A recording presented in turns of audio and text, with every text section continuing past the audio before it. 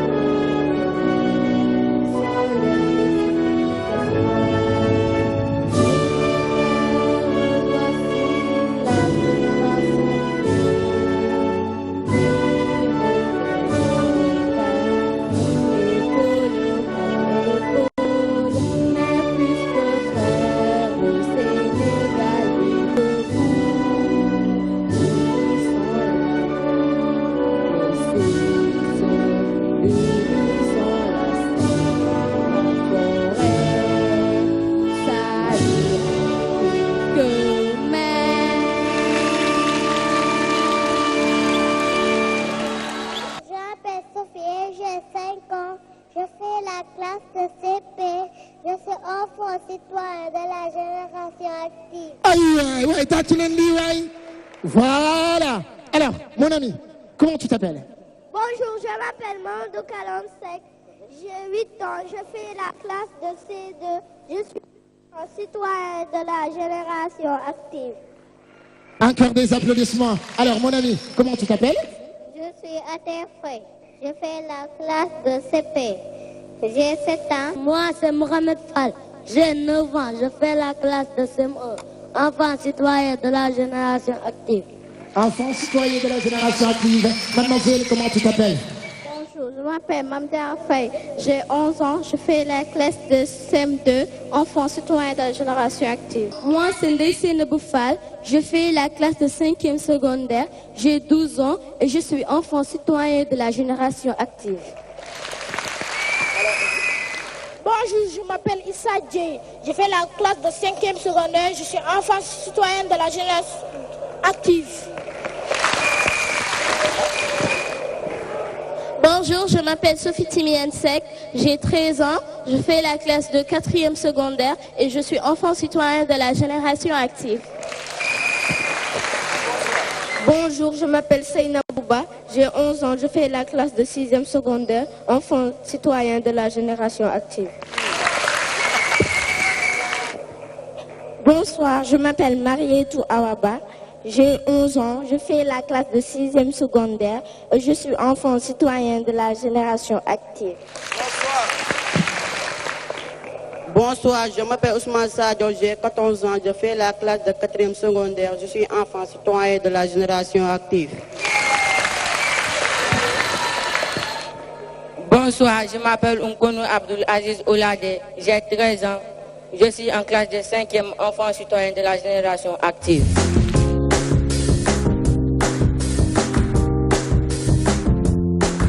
Madame Amsatou Sow Sidibé, DJ Young Taf, let's go, nous dem. Sans on accompagne Madame Amsatou Sidibé. Alors, tatulen ko baax. On l'accompagne avec des applaudissements. Yes. Loxoy. Ah, Dieu. Voilà. Merci beaucoup, madame. Merci beaucoup. C'est le téléphone qui manque la moyenne. On risque la sentence à mort pour faire venir les enfants et les parents.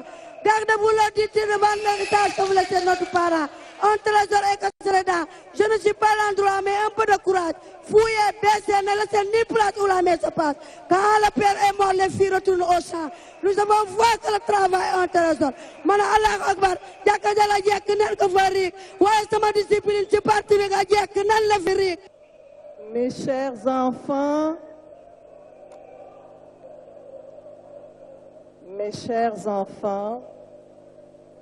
mes chers petits-enfants, Elle vient de réciter une fable de La Fontaine, le laboureur et ses enfants.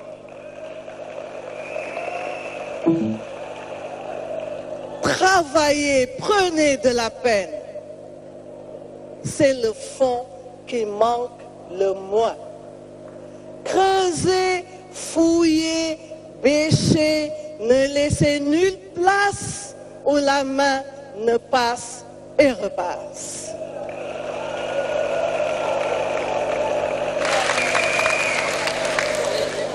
C'est le culte du travail. Le travail, c'est une valeur incommensurable. Jàng rek, liggéey rek, jàng rek, liggéey rek, jàng rek, liggéey rek. C'est l'avenir. C'est l'avenir. Assalamu alaikum. Madame Diaga J, votre staff, les membres du jury, les enfants, les parents, les invités, je vous salue avec déférence.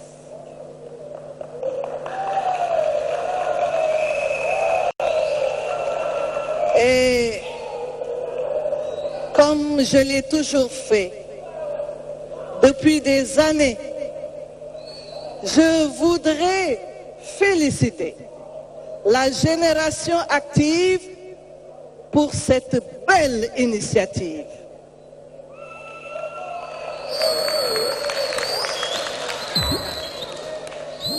Vous êtes en train de creuser les sillons qui vont nous mener vers un Sénégal développé, vers un Sénégal de paix, vers un Sénégal où les valeurs seront ressuscitées et appliquées. Merci beaucoup. Merci. Merci de faire de nos petits-enfants et de nos enfants de vrais citoyens, de vraies citoyennes, car vous avez compris que c'est la citoyenneté qui vous permet de connaître vos droits. C'est un minimum, mais c'est aussi la citoyenneté qui vous permet de connaître vos devoirs. Et vous savez que c'est ça qui fait l'équilibre d'une société. Connaître ses droits, mais aussi connaître ses obligations. Alors, je vous encourage. Je vous encourage car vous êtes dans la bonne voie, sur la bonne voie, afin que le Sénégal de demain soit un Sénégal équilibré, un Sénégal où il fait bon vivre. Messieurs les membres du jury, je voudrais vous dire d'ores et déjà que votre rôle est essentiel. Vous êtes là pour jauger, mesurer, mais également pour juger. Et dans un domaine qui est particulièrement important, dans le domaine de la musique, de la culture, qui est au début et à la fin de tout. Vous avez compris que nos enfants doivent inculquer leur culture tout en s'ouvrant. Et cette culture se manifeste de diverses manières, par la musique, par la danse. Vous verrez leur talent et vous apprécierez leur sens de la créativité. Parce que c'est cette créativité qui va nous permettre de voir dans quel état, dans quelle position se trouvent aujourd'hui nos enfants. Eh bien, nous avons des enfants cultivés, machallah. Nous avons des enfants qu'il faut simplement encadrer, leur montrer la bonne voie et nous aurons, Inch'Allah, au bout du compte, la réussite. Encore une fois, merci. Et je reviens à la fable de La Fontaine. Le laboureur et ses enfants, travaillez, prenez de la peine. Je vous souhaite une longue vie, une excellente santé, la paix et au bout du compte, la réussite. Merci beaucoup. Oui, ça, merci beaucoup. Elle mérite un plus. Oh, l'oreille. Non.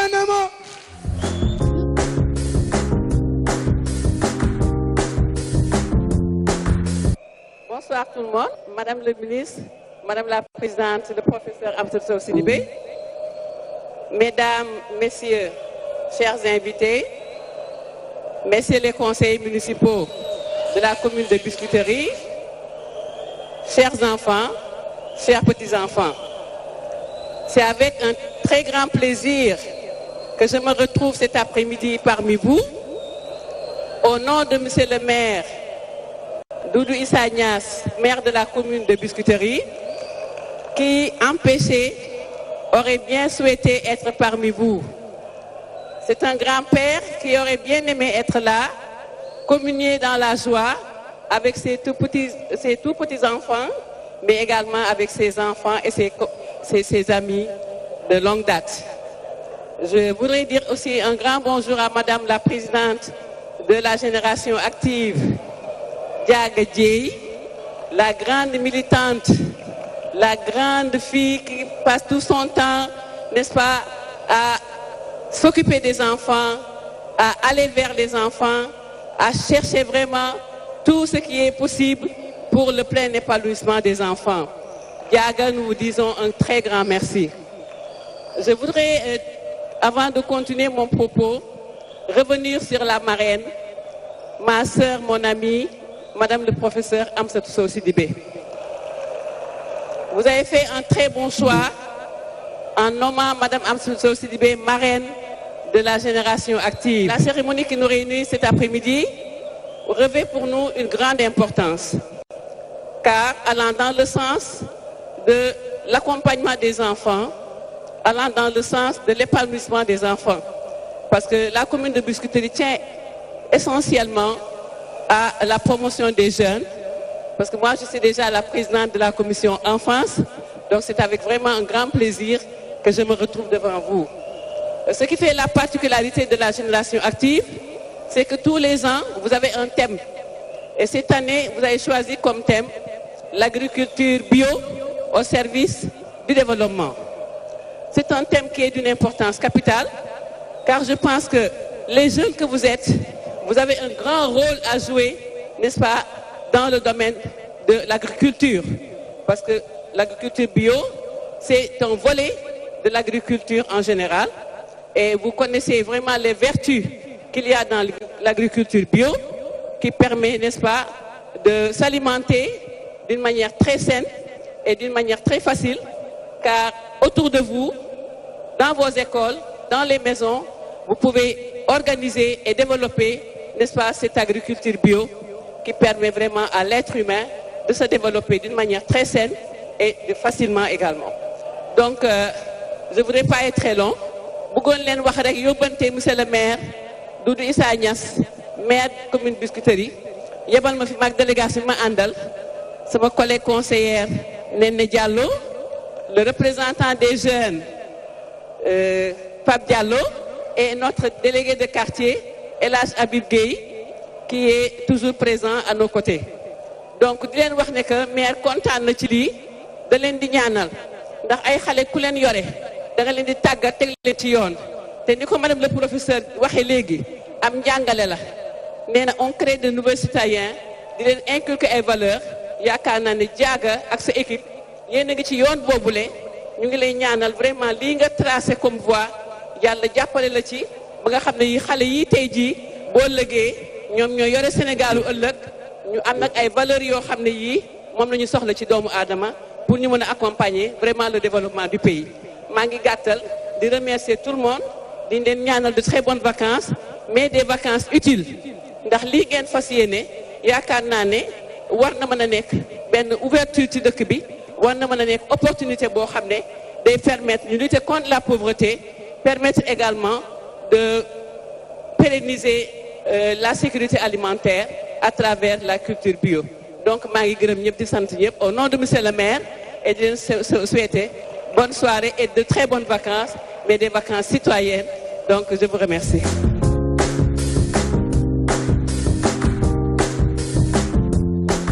J'aimerais bien que vous l'accompagniez avec des applaudissements nourris, s'il vous plaît. Diaga Dieye, président de la génération active.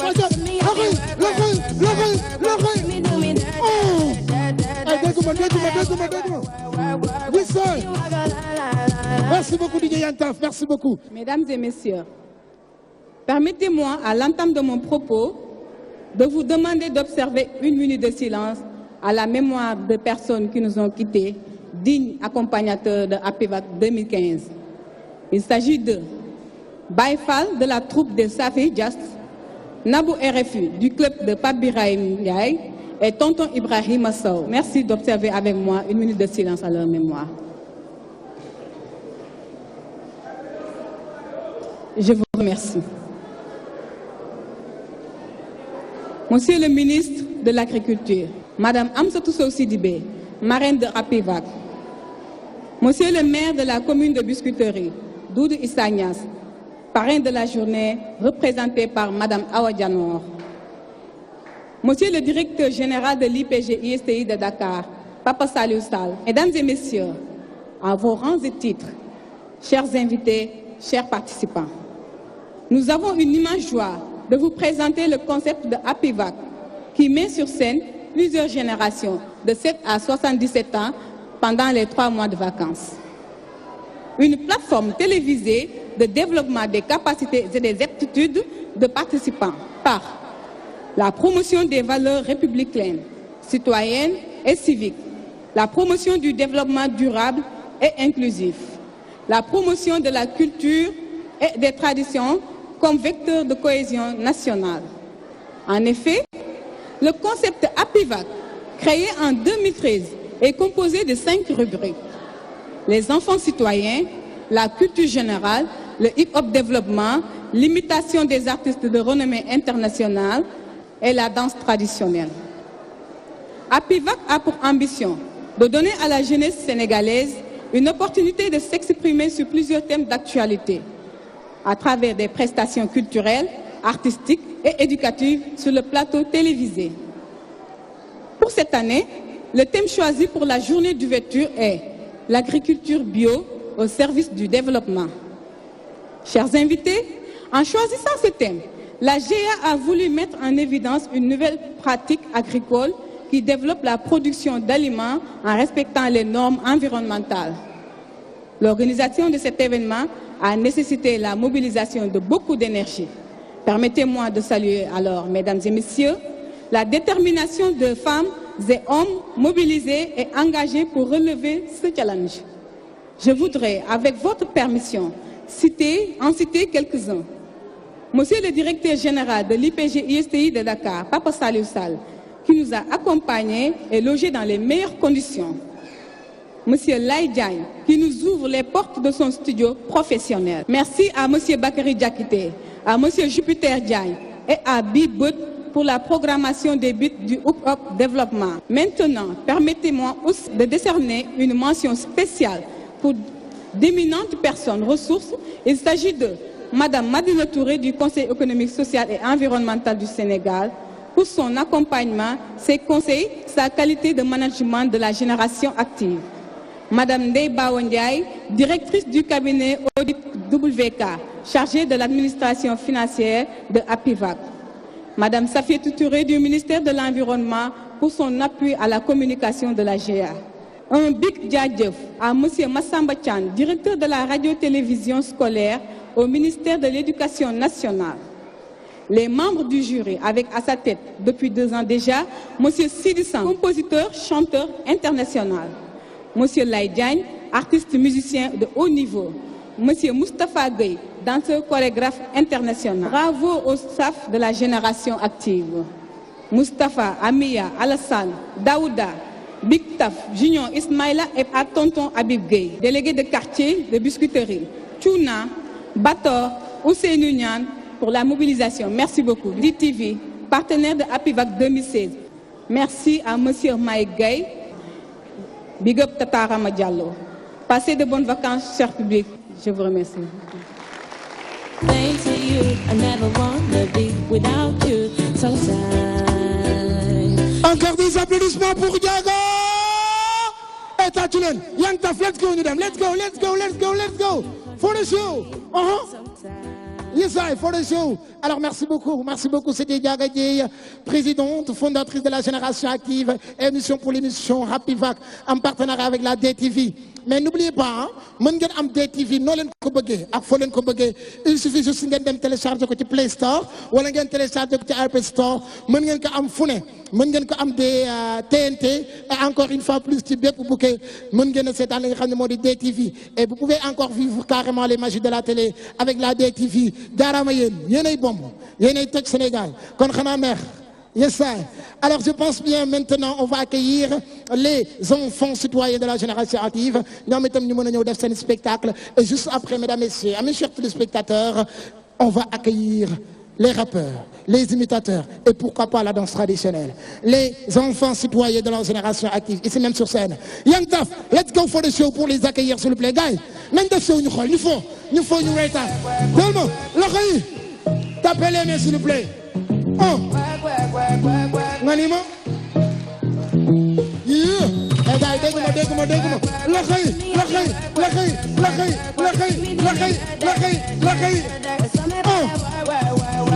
yes sir les mains yes sir merci beaucoup merci.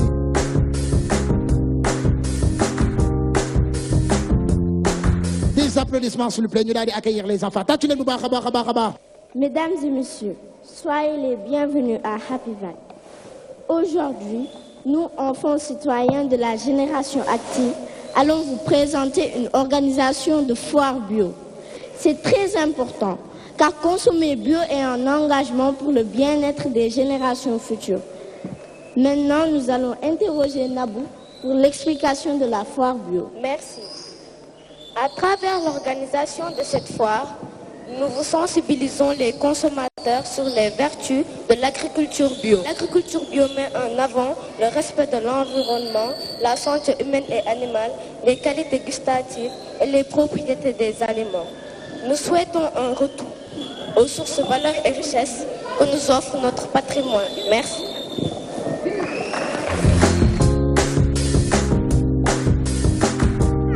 Alors papi, comment tu vas? Je vais bien. On part à quelle heure? À 15 h. On se retrouve où? Devant le portail. À tout à l'heure. À tout à l'heure.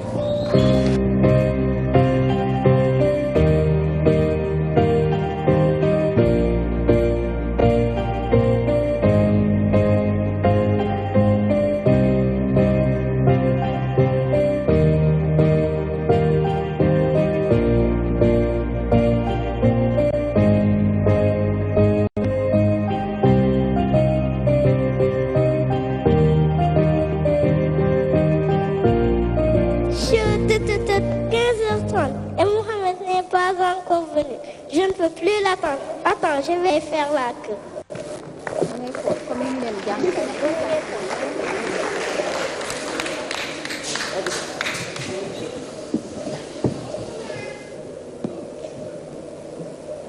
C'est papi. Papi est parti sans moi. Bah, je vais pas faire la queue, je vais bousculer le rang. Mais qu'est-ce que tu fais comme ça? Ouais.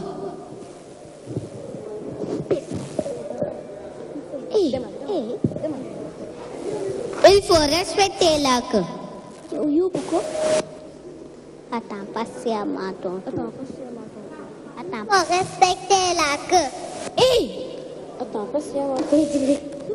Attends, patiemment ton tour. Attends, patiemment.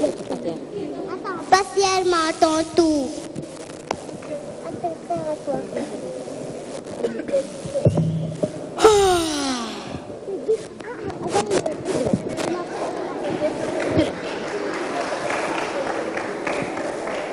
Bailler 100 mètres devant la bouche est très mal considéré. C'est toi qui m'as trompé. La ponctualité est un acte essentiel du savoir-vivre. Ne m'accuse pas.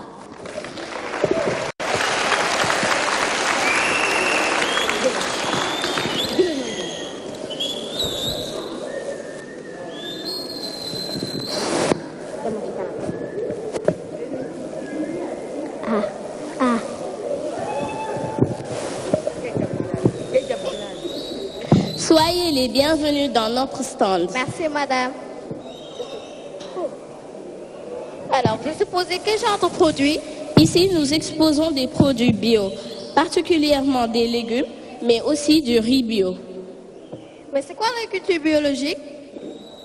L'agriculture biologique est un mode de production et de transformation respectueux de l'environnement, du bien-être animal et de la biodiversité.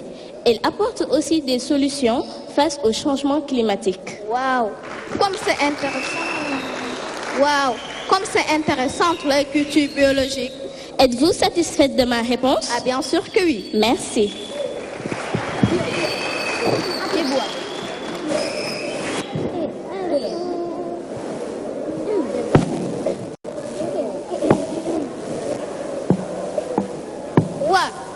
lii du ceebu wala soo koy lekk doo toog doo taxaw. Ça, c'est du riz de la vallée.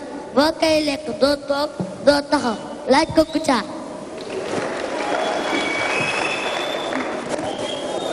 Impressionnant. Monsieur? Oui, madame. Pourrais-je vous demander une question? Bien sûr que oui. Quelle est exactement la différence entre l'agriculture bio et celle non bio? La différence est les aliments bio sont cultivés sans produits chimiques ni OGM, organismes génétiquement modifiés. Ils sont naturels, ils ne contiennent ni colorants ni arômes chimiques. Ils respectent l'environnement et sont meilleurs pour notre santé. Waouh, vraiment, la biologique et le naturel par excellence. Mais est-ce qu'on peut parler d'élevage bio? Bien sûr que oui. L'agriculture bio peut être couplée à l'élevage bio. Mais je crois que c'est ce que présente le stand d'à côté. Mon voisin vous expliquera tout sur ce détail. Merci beaucoup. De rien.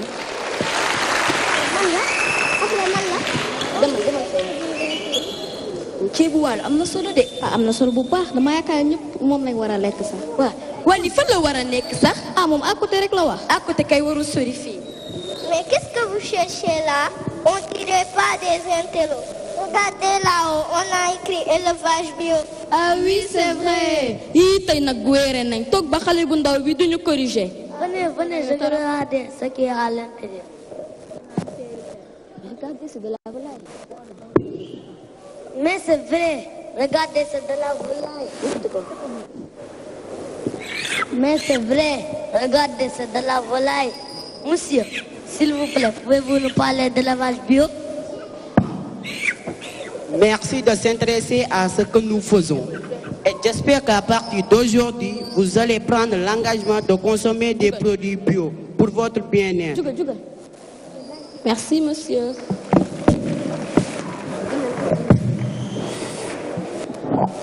Monsieur? Oui, madame. Qu'est-ce que l'élevage bio? L'élevage bio est basé sur le respect du bien-être animal. Les animaux sont élevés en plein air. En plein air? Oui, ils sont nourris avec des aliments bio, ils sont soignés et bien traités. À partir d'aujourd'hui, je vais manger des aliments certifiés bio. Et moi aussi, qu'à partir d'aujourd'hui, je mangerai que des aliments bio. Bay looy lekk. Lekk looy bay. Lekk bu sell te neex. Mesdames et messieurs, c'était tout pour aujourd'hui. Merci et à la prochaine.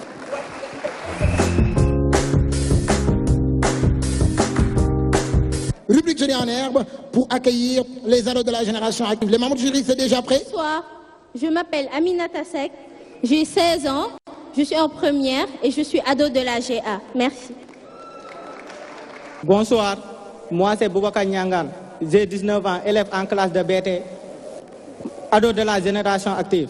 Je m'appelle Lena Sek, je fais la terminale et je suis ado de la génération active. Merci. Moi c'est Daoud Diouf, je suis en classe de première, j'ai 18 ans, ado de la génération active. Good afternoon, ladies and gentlemen.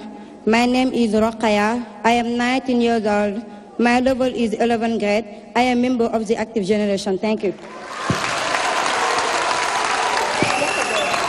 Pour rappel du thème de la journée, c'est l'agriculture bio au service du développement. Donc là, nous avons 4 questions pour les 2 équipes. Première question, on demande comment l'agriculture bio peut-elle participer à la protection de l'environnement? Merci pour cette question. Bon, je pense que l'agriculture bio protège notre nature en utilisant des produits naturels pour préserver les cultures et les terres. Ensuite, c'est une méthode pour cultiver la terre, élever les animaux, transformer les produits tout en respectant la nature. Merci. Pour l'équipe violet, à la deuxième question, pour l'équipe bleue, je pense. Comment l'agriculture bio peut-elle contribuer à notre bien-être?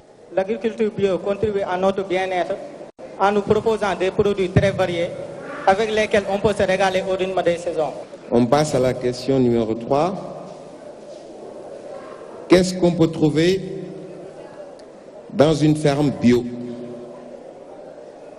Qu'est-ce qu'on peut trouver dans une ferme bio?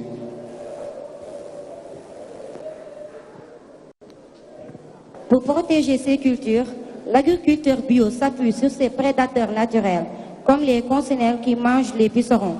Les animaux bio ont accès au plein air et ils peuvent circuler librement dans l'étable, la porcherie ou le poulailler. Merci beaucoup. Pourrais-je ajouter quelque chose, s'il vous plaît? Allez-y, madame. Les agriculteurs bio nourrissent la terre avec des engrais naturels comme le compost. Ils protègent les animaux vivants dans le sol, tels que les vers de terre. Dans une ferme bio, les cultures sont variées. Elles se succèdent pour préserver la fertilité de la terre et permettre le bon développement des plantes. Merci. Juste, est-ce que les animaux peuvent profiter de l'agriculture bio? Si oui, dites-nous comment. La bio peut leur offrir un espace important pour se reposer et dormir, mais aussi un libre accès au pâturage.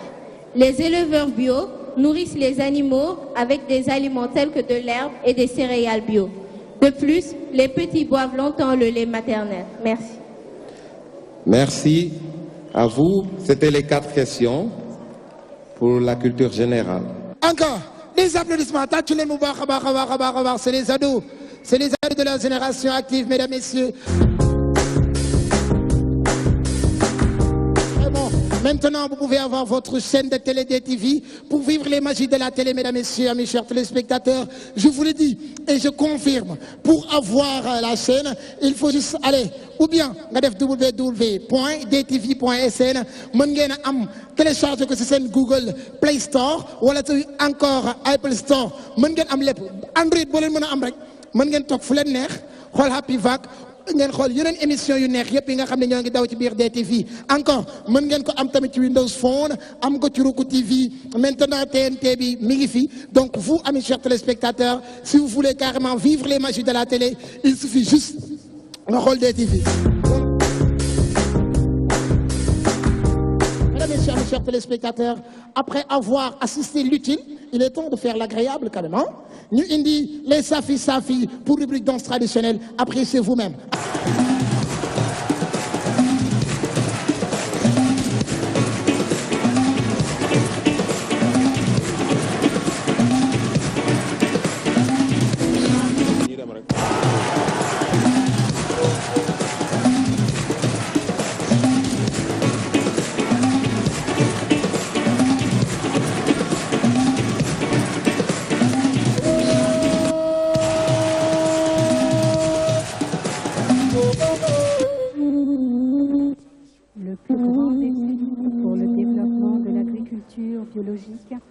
Se trouve au niveau des fausses participations, des problèmes et des solutions pour l'agriculture sénégalaise. Les bailleurs de fonds les organisations de l'État, les différentes organisations des coopératives techniques, la plupart des organisations non gouvernementales et même beaucoup d'organisations paysannes se perdent dans de faux diagnostics et insistent souvent sur la voie qui ont déjà montré leurs limites. La considération de l'alternative biologique fait son chemin petit à petit, mais elle est loin d'être comprise et acceptée dans son intégralité par la majeure partie des acteurs. Aujourd'hui, à travers l'art et la culture, le groupe Safi Safi de Dias vous propose scéniquement une réflexion, une méditation sur les différentes possibilités de développer les produits du pays. Manger bio, c'est ce que souhaite la majeure partie du peuple sénégalais. Place maintenant au groupe Safi Safi. Écoutons-les. Back to Roots.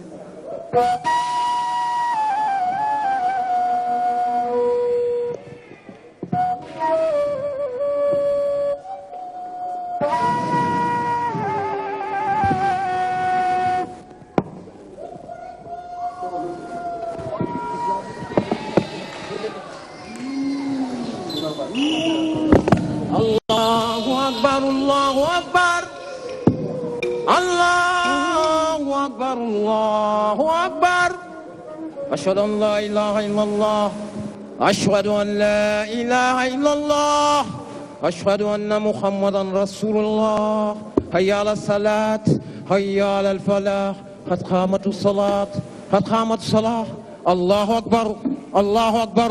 La ilaha illallah.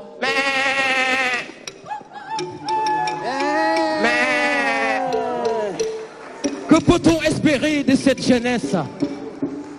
Je me demande, que peut-on espérer de cette jeunesse s'ils ne cherchent pas à cueillir les fruits de ce Sénégal émergent, de cette agriculture bio au service de ce développement de notre pays? Mon village n'était plus. L'Occident, l'Arabie, l'Asie avaient eu raison de lui. Les travaux champêtres abandonnés. Cette jeunesse, tous déracinés. Mon village n'était plus. Moi qui suis le vert, couleur de la nature et de l'espérance, regardez les arbres, les fleurs, les pelouses. Quand les champs sont couverts d'un beau tapis vert, le paysan, il est tellement content. Il est tellement content. Et il espère que la récolte sera bonne. Monsieur, dame, je pense que je suis la plus importante parmi vous tous. Jambar yanga jatol ba dem len seti len kuy bay ba nagani war nga soxla jaarama. Jambar yanga jatol ba dem len seti len kuy bay ba nagani war nga soxla jaarama.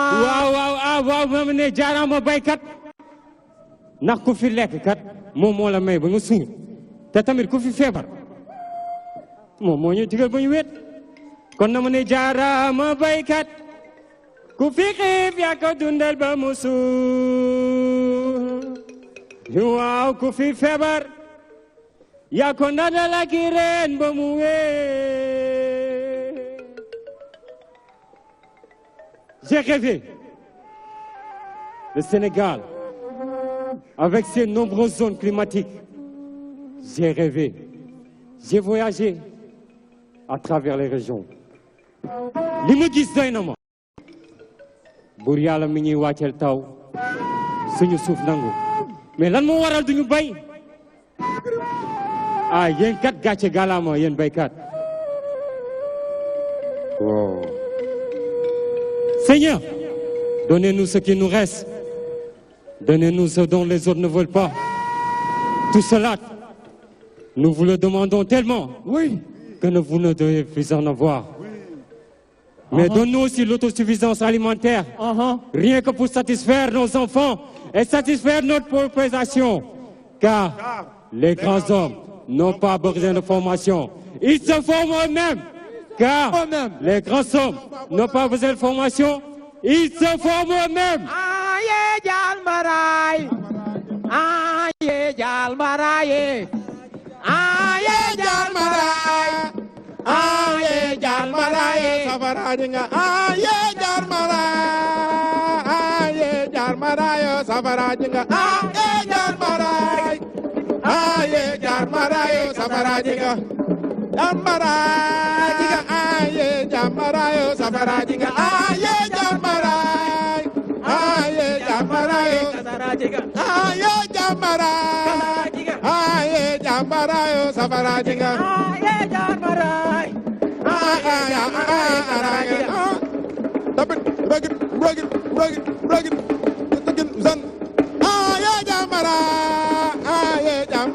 safarajiga.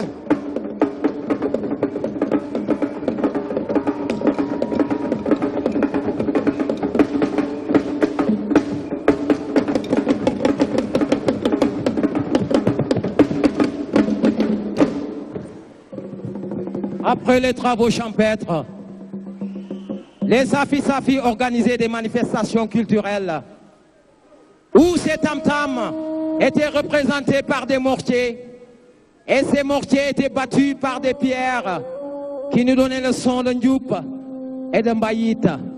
Surayana ukozeika zuzus surane Surayana ukozeika zuzus surane Yana ukozeka zuzus surane Surayana ukozeka zuzus surane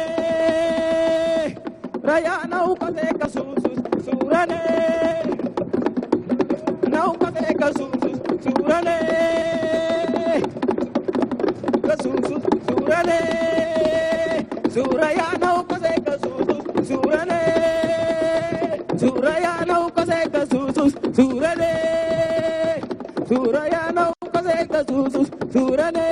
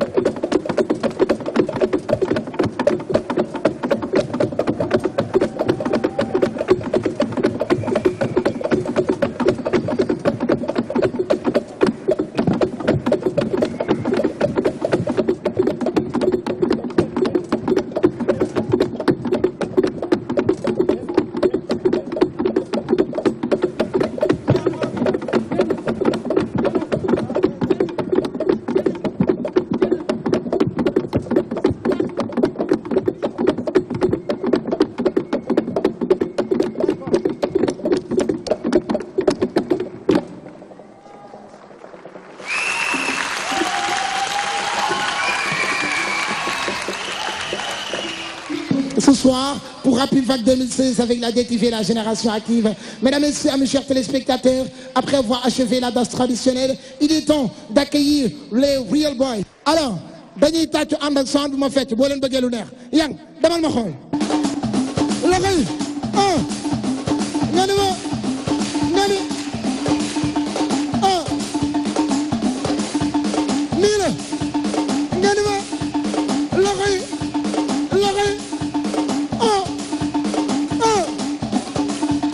nga ni ma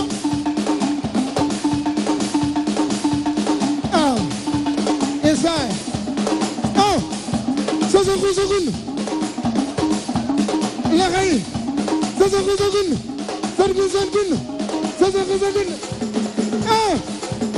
nga ni ma la xay nga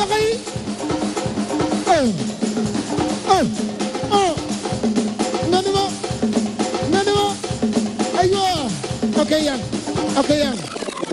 C'était ça, mesdames et messieurs, pour accueillir carrément les hip-hopeurs, pour rubrique hip-hop développement. Il est temps d'aller aussi à Sicap Mbao pour accueillir Tikri Japs et Kaes.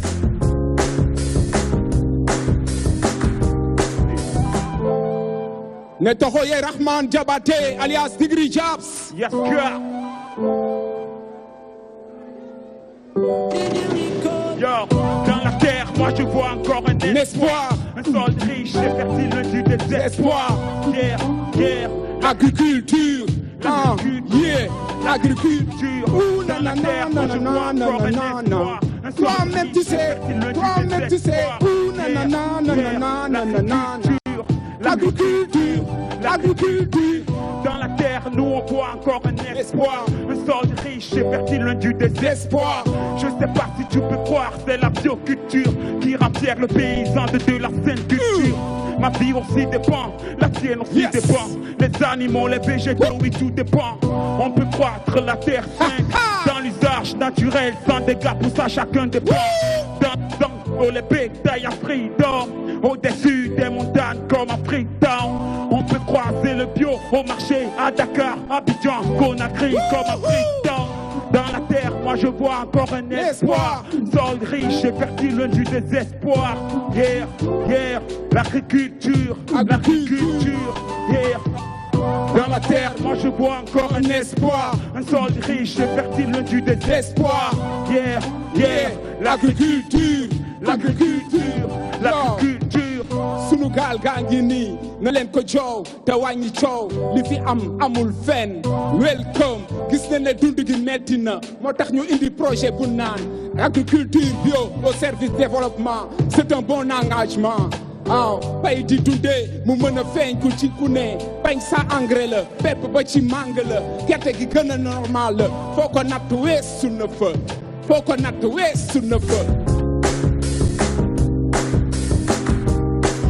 Yatukel Scout, Yatukel de Keur Massar ici même sur scène. dëkk bu fu dem laaj fu mu jaar. ma yoonu développement bi war a jaar. du yoon Sénégal di jégaani dundu. jox ma suuf jox ma huile ma jox la développement. usine mel ni Sine or quel avancement. day suuf donc duñ ko jégaani fenn. bay huile sopp gerte buñ ko yaakaar si kenn. gouvernement war na jox baykat yi jumtukaay waar. lu suuf jiw ñu mën a dem sa waar. ndax su lépp sottee ñu ba si gis seen bopp di nga dugub di nga mbokk am sa koom. te doo sonal sa bopp nan la développement di amee ak taux d'exportation. faut ñu teg politique agricole pour plus d'innovation. collaborer avec beaucoup bailleurs de fonds. mbay sa wewu tànk bu jégaane fenn fi nga dëkk yaa ko mën a suqali ak mbay du kenn. du kenn mbay développement. ok. mbay mooy développement. sunu koom-koom nañu bay dundee. sunu réew naat gisuma lu tee. reere cere ndeke duute. jël lu ñu moom am ci fierté. sunu koom-koom nañu bay dundee. sunu réew naat gisuma lu tee. reere cere ndeke duute.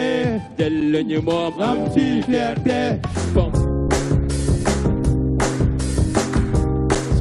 Maintenant damay dem ak jazz mais pas danse traditionnelle mais jazz damay dem indi benn boy buñ naan Real Bro United benn crew bu nekk jazz. ok na ñëpp a jóg na ñëpp a jóg na ñëpp a jóg bàyyi dunde dafa jot na ñëpp a jóg na ñëpp a jóg bàyyi dunde dafa jot na ñëpp a jóg mag ak ndaw na ñëpp a jóg góor ak jigéen na ñëpp a jóg bàyyi dunde dafa jot yow na ñëpp a jóg na ñëpp a jóg na ñëpp a jóg na ñëpp a jóg ok man japonais lay doon doxal sa réew doonu lu diis nga aw si yoon ndax bu taw bi di sébét te mbokk baykat di jàmbat ropp laa di naaw sa laaw nga dégg jàmbat ñun wéeru nañ ci jëli andi sa réew ba fi sa bos di nga ni deli kon ku ne war na càmbar ndax mbéy mi am nay jàmbar émergence buy neex foog mbéy mi am la ca war na ñu essay li you essay buñ bëggee dem bay doo jaay ndax waan ak njaay ñoo fi bëggante.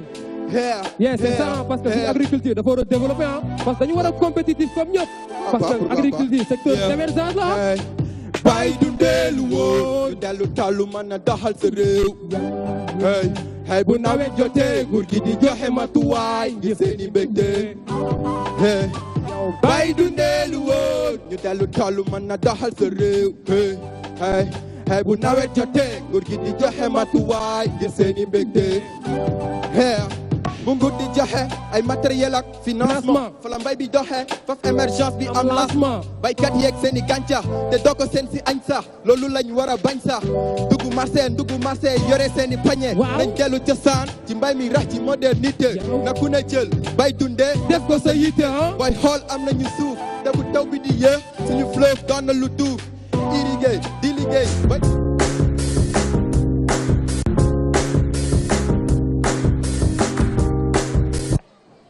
si waa salaamaaleykum mais c'est bien nag que public bi taxaw pour mën a déglu vraiment li ñuy wax fii parce que c'est très important kuy supporter sa artiste da nga koy soutenir ba fin bu leen yàkkamti li ci des bareetul waaw di door rek ci nuyoo di nuyu ñi fi teew ñëpp di nuyu autorités yi di nuyu ñi nga xam ne ñoom ñooy concursants yi di nuyu ñi nga xam ne aussi ñoom ñooy public bi ñëw soutenir leen di remercier aussi encore une fois organisation bi di remercier sunu sœur Diaga di remercier vraiment staffu Happy Back bépp di remercier les enfants de génération active waaw di remercier sama naataango yi nga xam ni ñoom ñun ñoo toogandoo di juger quoi en fait. D'accord. waaw li may ñaax rek. mooy concursants yi surtout imitateurs yi. c'est très important booy imiter artiste nga imiter ko à 100%. soxla wunu nga am voix rek pour way noonu comme ça. donc booy imiter artiste bi da ngay imiter ci ay gestam imiter ci solin bi imiter aussi ci timbre de voix am c'est très important. donc si je comprends bien booy dem Sidi Samb il faut nga nekk Sidi Samb à 100%. voilà foog nga imiter ko pour mën a convaincre jury bi pour mën la jox ay points. yu favorable. d'accord donc foog nga essayer au moins nekk ci biir voix bi. d'accord mën a imiter voix am c'est très important. d'accord parce que voix ku ne am nga ko. yow mën nga yor voix. sa voix ñëw adapté ko sama voix loolu soxluñ ko. li ñu soxla mooy dañu bëgg a gis artiste bi ci scène. d'accord donc déglu voix bi. déglu geste yi. déglu démarche am ci sur scène loolu lépp dañ ko soxla. d'accord ok loolu laay ñaax rek. maintenant quelle est votre appréciation pour rubrique bi nga xam ne moo di imitation des chanteurs ban note nga am wala gars yi dañ leen di bàyyi noonu ba 3e édition. waaw pour le moment comme ouverture la rek. waaw dañuy bàyyi noonu. waaw comme tey présentation la. donc xamante voilà ku ci ne mën aussi ñu jox leen tuuti confiance ci scène bi parce que scène du lu yomb. waaw bàyyi leen ba semaine prochaine incha allah bu soobee yàlla ñu commencé nag taper fort. taper fort mooy. amatul tolérance foofu. alors pour la rubrique danse traditionnelle grand Moustapha. salaamaaleykum. maaleykum salaam. je pense que pour l'instant amaguma lu mu mun a wax daal maanaam. d'accord je pense que dañuy xaar ba 3e édition bi je pense que foofu laa mun dinaa développer quoi. ok merci. je pense que comme lu ko Sidi waxee début la mooy premier passage yi donc c'est important ñu apprécier bàyyi ba yeneen yi ñuy soogay vraiment joxe suñu appréciation par rapport ak notes yi mais vraiment aussi il faut que ñoom ñu tenir compte ci lépp dañ koy considérer tenue bi déplacement scénique bi tout ça donc contenu texte bi c'est important donc quand on parle de bio agriculture bio donc forcément il faut que ñu dugg ci biir donc respect ci ñenn ñu ma gën a vraiment neex tey ci seen prestation mooy ñi jóge HLM. voilà vraiment déguisement bi et tout ça ça colle avec ñun développement valeur yi ñuy soxla ci kii bi donc loolu la mais sinon ñoom ñëpp ça va. Mesdames, Messieurs, mes chers téléspectateurs, bye bye et nous vous